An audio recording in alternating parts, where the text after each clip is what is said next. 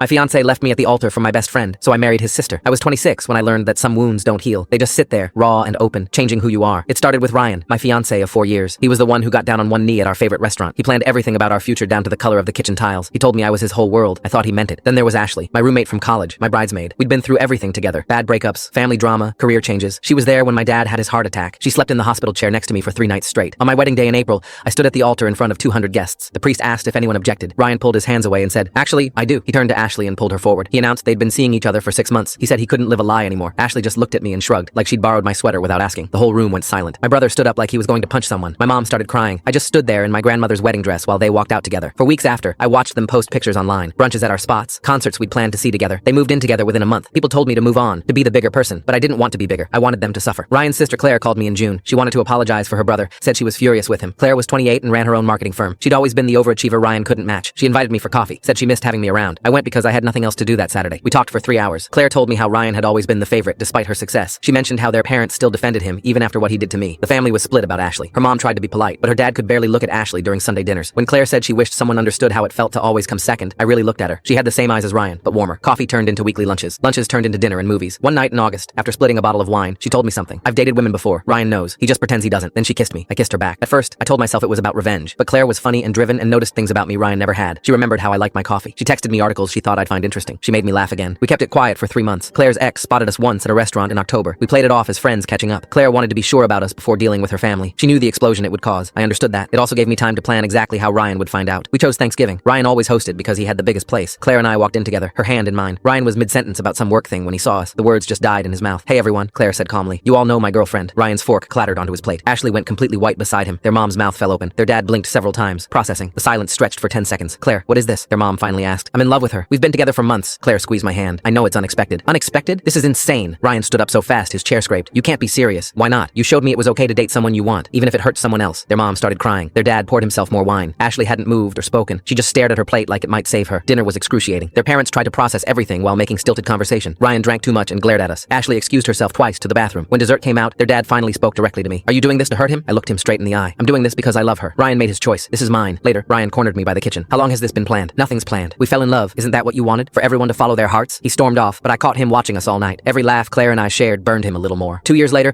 Claire and I are engaged. What started as revenge became the best thing in my life. Ryan and Ashley are still together, technically, but every family event is torture for them. Every holiday, they watch us be genuinely happy. The family has accepted us now. They call me their future daughter-in-law. Ashley still can't make eye contact with me. Sometimes I catch Ryan staring at us during family dinners. He sees what he threw away, transformed into something he can never touch. His sister got the love he discarded.